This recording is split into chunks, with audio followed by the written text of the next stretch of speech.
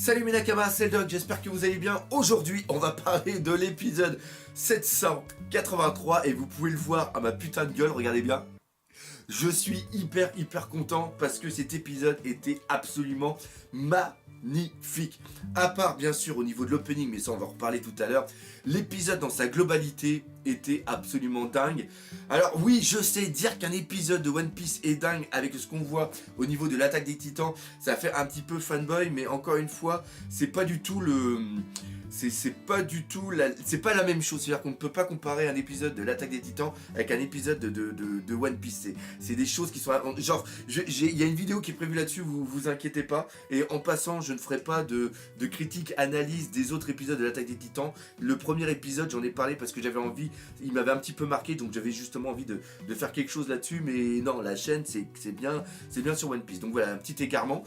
Cet épisode était excellent d'un point de vue du dessin, d'un point de vue de la narration, d'un point de vue du dynamisme qui a été mis dedans, et surtout par rapport aux ajouts et par rapport à la façon dont il a été monté. C'est-à-dire que cet épisode est le parfait exemple du fait que même si tu as lu le chapitre, même si tu as lu le manga, même si tu sais ce qui va se passer, tu prends énormément de plaisir à regarder cet épisode. C'est là où on voit que cet épisode est totalement complémentaire au manga. Bon, pour la critique et analyse de cet épisode, vous remarquerez déjà qu'il n'y a pas d'intro. Ça va être un petit peu difficile parce que pour moi cet épisode se voit différemment en fonction de si tu découvres One Piece avec l'anime ou si comme moi tu connais déjà la suite et justement il y a des trucs qui t'ont interpellé, et ça justement je voudrais en parler, et cette vidéo sera en deux parties. Il y aura une première partie où je vais m'adresser à ceux justement qui ne connaissent pas la suite, et la deuxième partie là il y aura des bandeaux spoil parce que je veux vraiment parler de comment moi j'ai ressenti l'épisode et savoir justement si vous l'avez un petit peu ressenti comme moi, parce que encore une fois cet épisode était vraiment excellent. On va commencer par parler justement de cet épisode et savoir à quoi il correspond au niveau des chapitres. Ça c'est vraiment pour ceux qui veulent avoir une petite idée. Cet épisode correspond à la fin du chapitre 824 et au début du chapitre 825. Vu le nombre de pages, on est dans le quota un chapitre égale un épisode, et avec les ajouts qui ont été mis, cet épisode était absolument génial. C'est-à-dire que moi personnellement, je me suis pas ennuyé une seule seconde. Ça a été énormément de plaisir, et dans la manière dont je travaille, c'est que souvent je regarde l'épisode une première fois et après je le regarde une deuxième et une troisième fois pour vraiment noter plein de trucs, et en le regardant une deuxième, troisième fois, il y a des petites choses que j'ai vu rajouter, et d'avoir relu le chapitre juste avant, je me suis aperçu que l'animateur directeur, la personne qui était en charge de cet épisode, a fait quand même un putain de travail. Par contre, même si l'épisode dans sa globalité, cet épisode a été magnifique, il y a quand même un truc qui me fait hyper chier, c'est tout simplement l'opening. C'est se foutre de la gueule de n'avoir seulement rajouté d'avoir transformé les 18 secondes de la fin. C'est-à-dire avoir enlevé tout ce qui était au niveau de Zou et d'avoir mis des trucs de Toadland, surtout vu le dynamisme qu'il y avait. Et là, d'ailleurs ça spoil un petit peu, hein. Là quand même un petit peu, ça spoil, mais le dynamisme et l'animation qu'il y avait, c'était absolument génial. Et vu la qualité de l'arc Toadland, il méritait un opening à lui-même, parce que les autres openings qui étaient avant, il y en avait 18, ils couvraient aux alentours de 20 à 60 épisodes, et souvent on avait deux openings pour un seul arc. Ça a été le cas par exemple au niveau de Punk Hazard. Le premier générique qui était We Go, il couvre 15 épisodes, et le deuxième qui était Hands Up couvre 37 épisodes. Et là, au niveau de l'arc Zou, il a commencé à l'épisode 747 et se termine ici. Donc il couvre en gros 37 épisodes. Donc je ne vois pas pourquoi ils nous ont fait un week-end en V2. Franchement, c'est un foutage de gueule, parce qu'il y avait tellement comme chose à amener, il y avait tellement comme chose à faire, et un opening, je sais pas pour vous, mais moi c'est toujours un plaisir de regarder l'opening. Et là, tel que ça va être, je sais pas s'ils vont nous faire un autre opening après, peut-être, peut-être qu'à la rigueur, dans 20 épisodes, peut-être qu'ils vont nous faire un deuxième opening, qu'on va arriver vraiment dans le vif du sujet, mais je trouve que c'est dommage, surtout que encore une fois, ils ont quand même pas mal spoilé dans cet opening. Donc je vois pas pourquoi ils ont pas fait un opening en entier. Ouais, là franchement, je suis dégoûté. Mais revenons à cet épisode. Déjà, le début avec Senji, les gros plans qu'il y a au niveau de son visage, les cheveux au vent, comment il fume, quand il y a la barbe à papa qui tombe dans sa main. D'ailleurs, la barbe à papa, il y a une petite symbolique qui fait un petit peu rappeler à Senji le mal qu'il a d'être séparé, le choix qu'il a dû faire justement d'être séparé de son équipage. Et justement, ceci se ressent un petit peu dans la conversation qu'il a avec Tamago. C'est-à-dire que Tamago lui dit: tu es un cuisinier, tu fais partie de la famille du Germa Double Six, tu vas te marier avec justement une des filles de Big Mom, donc tu as tout pour être heureux dans l'équipage de Big Mom. Et là, Senji il dit non, parce que moi, je veux être avec mes amis, je veux être avec ma vraie famille, qui sont justement les Mugiwara. Et ce qui est vraiment génial, c'est que lui, par exemple, il ne comprend pas comment Tamago peut rester des marbres alors que Capone a tué Pecoms. Parce que oui, Senji n'est pas encore au courant que Pecoms est toujours vivant. Et par rapport à ça, il explique bien que ses mains, c'est fait pour donner du plaisir à ses amis. Contrairement à ses jambes, qui sont faits pour donner des grands coups de latte dans la gueule de ses ennemis. Voilà, donc là encore une fois, il y a quelque chose de très très beau. Et encore une fois, là ici, dès le départ, on voit qu'il va y avoir une grosse symbolique au niveau des mains de Senji. Et après arrive le mec Vito. Et là encore une fois, on a une force de l'anime par rapport au manga. Vito, au niveau du manga, je ne l'aimais pas. Et là ici, je l'adore. La manière dont il a de marcher, la manière dont il a de bouger les bras, c'est absolument génial. Et le fait aussi de comment il amène la photo de Pudding, et encore une fois, de voir Senji, comment il réagit sur la photo de Pudding, c'est absolument génial. Et justement, cette photo de Pudding, on va en reparler un tout petit peu dans les spoils. Alors déjà ici on a un exemple d'un apport bénéfique de l'animation par rapport au manga, et on en a eu un deuxième qui est absolument magnifique ici. C'est tout simplement le passage qui dure quand même 1 minute 30 où on nous montre les aventures de Sora. Alors Sora c'est quoi? C'est un personnage fictif d'une bande dessinée qui paraît dans le World News Economic, puis c'est le journal qui est donné avec les mouettes qui volent, et ce dessin est une sorte de propagande pour que les enfants aient une bonne vision de la marine et pourquoi pas plus tard s'engagent. Donc ça reprend carrément Captain America. D'ailleurs on voit une certaine similitude au niveau du personnage. Ce personnage fait aussi énormément penser à Captain Falcon au niveau du jeu F-Zero de Nintendo, pour ceux qui le connaissent.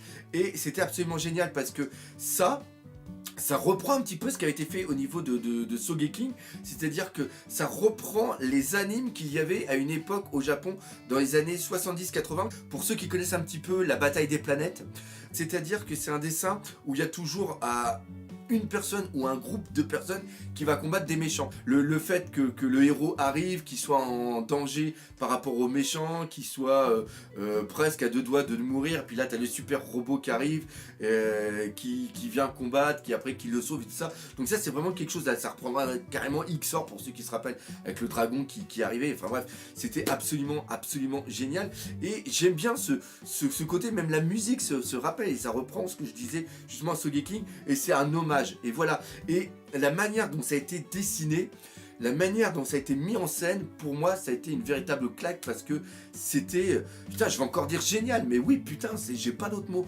Oui, cette partie là était géniale, et encore une fois je suis content d'avoir eu ça en anime, parce que ça vient rajouter quelque chose, je dirais même d'indispensable. Pareil, une autre chose que j'ai bien aimé, c'est l'ambiance qu'il y avait au niveau du bateau. On voit qu'il y a de la joie. Je sais pas si ça vous a pas fait bizarre, voir la petite souris qui marche avec les autres, les mecs qui transportent les cadeaux. Tu te sens pas sur un bateau de pirates. T'as les gens qui sont là, ils sont contents, ils sont heureux, ils sont joyeux. Donc t'es en train de te poser la question de savoir si au niveau de Big Mom, ils sont vraiment méchants ou pas. C'est ça qui est... Et ça je trouve que c'est très bien... très bien mis en place. Vito qui explique que lui il préfère le Germa Double Six. D'ailleurs au passage le personnage de Sora me fait quand même énormément penser au personnage de Sengoku avec la mouette justement sur la tête. Et quand justement ils sont dans la chambre, t'as un mec aussi qui arrive qui s'appelle Gito, et là t'as une grosse altercation parce que lui justement ils font partie, Vito et Gotti font partie de l'équipage de Capone, et là on voit qu'il y a une relation de famille qui est présente, et il veut pas justement il supporte pas que Senji manque de respect à son ami qui est Vito. Et là on voit par contre une sorte de petit parallèle entre l'équipage des Mugiwara et l'équipage de Capone. Et là il y a quelque chose qui est absolument dingue, c'est-à-dire qu'à ce moment-là t'as une bonne femme qui arrive, et ne me dites pas que vous n'avez pas été surpris, et encore une fois je parle à ceux qui ne font que regarder l'anime, de voir une personne qui ressemble trait pour trait à Lola. Moi je vous avoue, quand j'ai lu le chapitre la première fois, j'ai été sur le cul. Je pensais vraiment que c'était Lola. Et d'ailleurs, je ne suis pas le seul à avoir été surpris à l'époque, parce que regardez bien Senji ce qu'il dit. Il dit, pourtant elle lui ressemble. Donc il doit bien comprendre que ce n'est pas Lola. Mais encore une fois, voir une personne qui ressemble à Lola, sachant que Lola avait bien dit au niveau de Thriller Bark que sa mère était une grande pirate connue dans le Nouveau Monde. Encore une fois, il y a des choses qui se mettent en place qui promettent d'être très bons. Et cet épisode se termine enfin en beauté, premièrement avec la partie de pêche. C'était bien fait, c'était bien dessiné, il y a de la tension quand on le voit bouliner. Déjà le visage de chacun qui est complètement creusé, c'était grave. Et après, quand on voit la sorte de bateau géant avec les yeux, la mer qui est un petit peu en 3D, et voir les personnes qui sont dessus, comment parler, franchement, je l'ai là. Ça m'a fait des frissons. Ça m'a fait des frissons, et voir aussi bien sûr la preview de l'épisode prochain, c'était absolument dingue.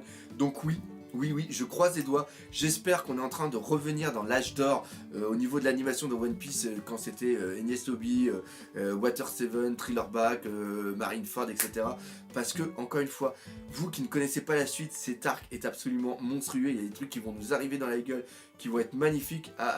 Attendez-vous à rigoler, à avoir de la patate et à pleurer. Parce que franchement ça va être génial. Donc maintenant, là je vais parler à ceux qui connaissent un petit peu la suite. Donc bien sûr dans 3, 2, 1, maintenant il y a Pando Spoil. Et là on va parler un petit peu notre ressenti. Personnellement, cet épisode il a été génial parce que il me fait rêver sur la suite. Voir l'image de Pudding, t'as qu'une seule envie, c'est lui foutre des baffes. Et je reviens sur le fait de dire que putain mais qu'est-ce que j'ai été con de croire qu'elle était innocente. Et encore une fois, je sais pas ce qui va se passer vers la suite, mais c'est dingue. Le passage avec justement les Germa, de voir chacun avoir les cheveux de leur couleur, leur tenue vraiment de couleur, c'était génial. Voir dans l'intro le combat entre le papounet et le garçon. Donc je dis ça justement parce que vous savez comment j'étais dans mes réactions live. Voir le Luffy qui fout tous les coups de poing contre son double. Voir le passage avec les épées de Cracker. Mais putain, ne me dites pas que ça vous a pas fait. Ne me dites pas que c'est pas venu vous chercher Big Mom quand justement apprend l'espérance de vie de son fils. C'est génial. Et après, voir de profil la conversation entre Yonji et Rezu. C'était absolument génial. Et putain, c'est un plaisir. C'est un plaisir de faire cette vidéo. C'est un plaisir d'en parler avec vous, et ça va être un plaisir d'en parler dans les commentaires. Alors encore une fois, s'il vous plaît, c'est très important.